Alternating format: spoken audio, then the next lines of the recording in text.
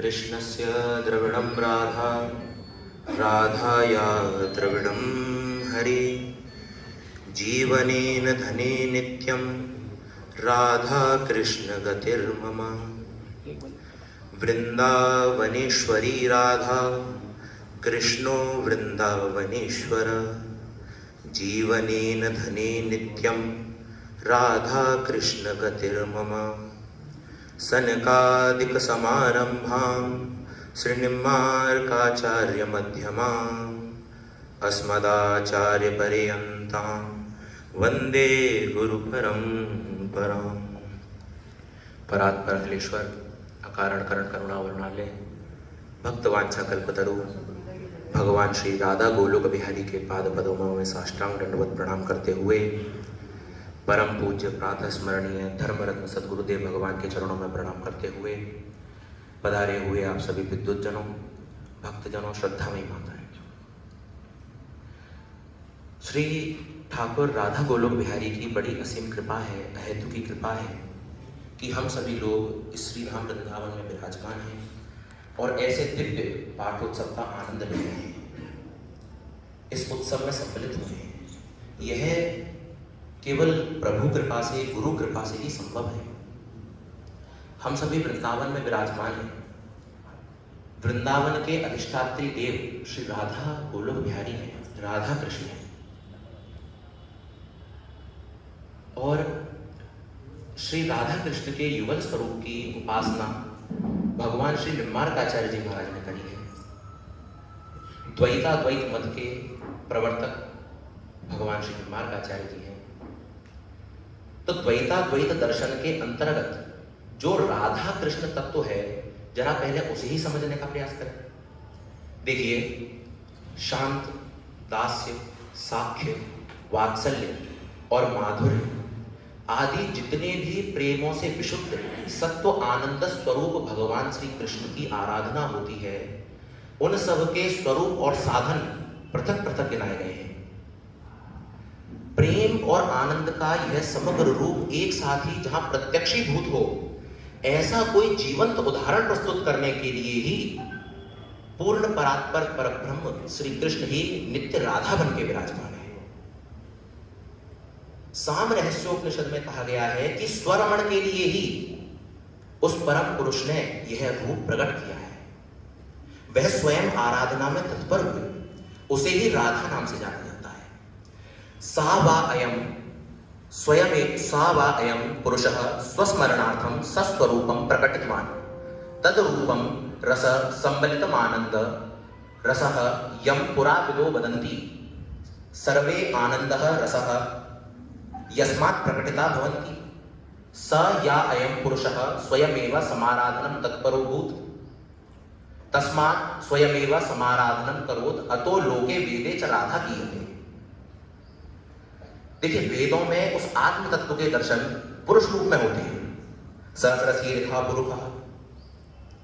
उपनिषदों में उस पुंविद अर्थात पुरुषविद ब्रह्म का सविस्तार वर्णन करते हुए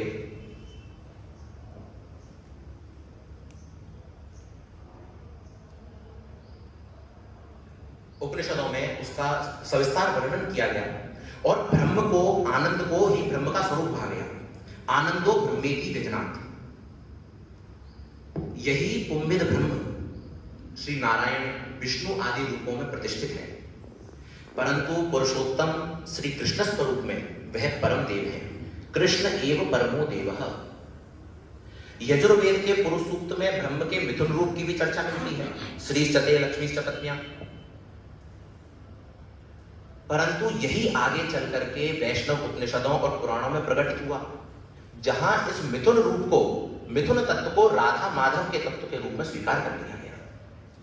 श्री कृष्ण की आत्मा श्री राधिका है। आत्मा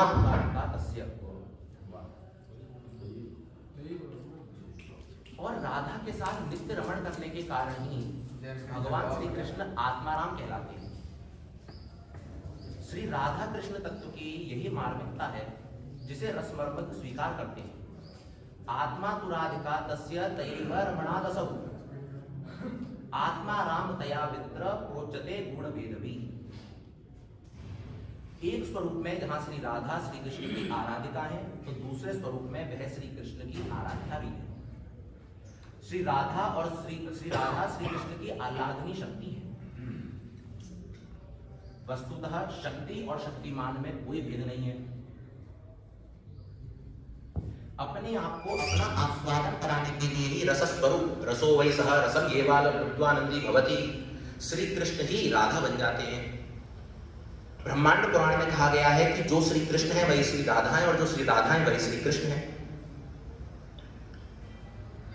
श्री राधा माधव के रूप में एक ज्योति दो प्रकार से प्रकट है। यह कृष्णा सापि राधा च, यह राधा कृष्ण एव च।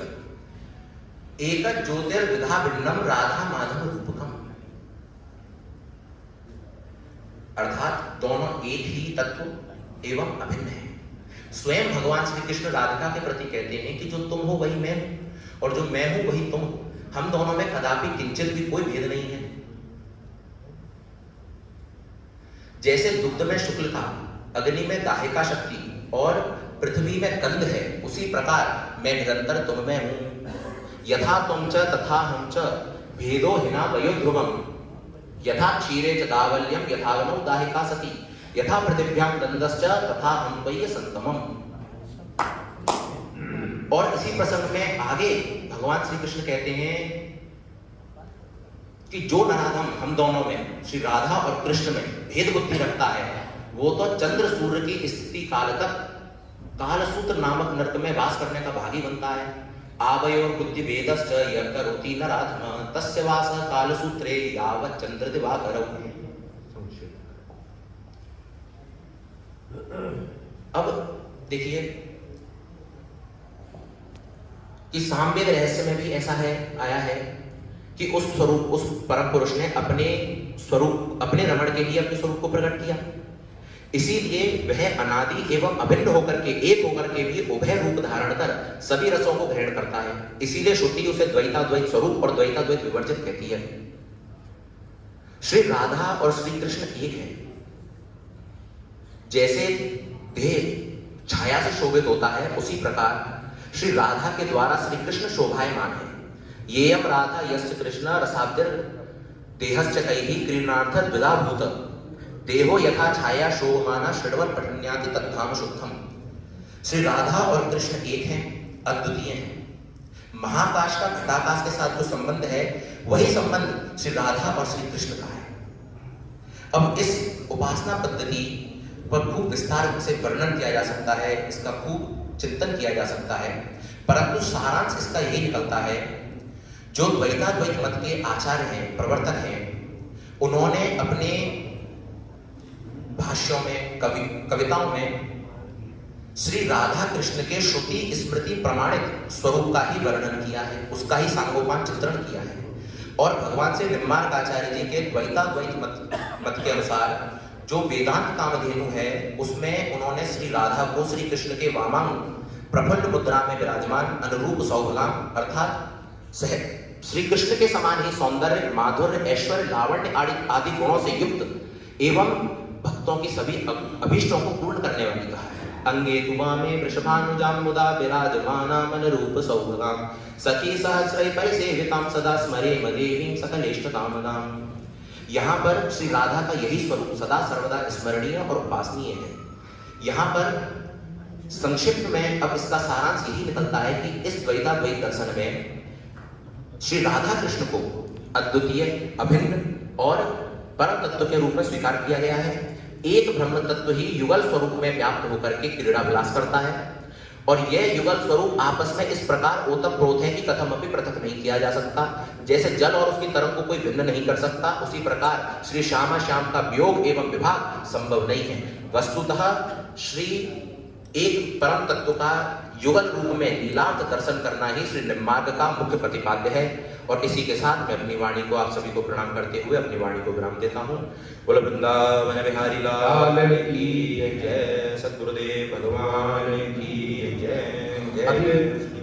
अभी जैसा प्रसंग पहले पूर्व वक्ताओं ने कहा कि संस्कृति का संरक्षण अपने परिवार से ही शुरू होता है, उसका ये हमारे सत्यम जी प्रत्यक्ष उदाहरण है। पंडित धनेश जी के आप सुपुत्र हैं और देखिए युवावस्था से ही उन्होंने उनको इस ओर लगा दिया। संस्कृति, संस्कृत और साहित्य की सेवा और संस्कार से पल्लवित पुष्पित करते हुए आप उनको एक अच्छी शिक्षा प्रदान कर रहे हैं। हम उनका अभिनंदन करते हैं। अभी हमारे मध्य में पधारे हैं श्री सत्यभान शर्मा जी, श्री संजीव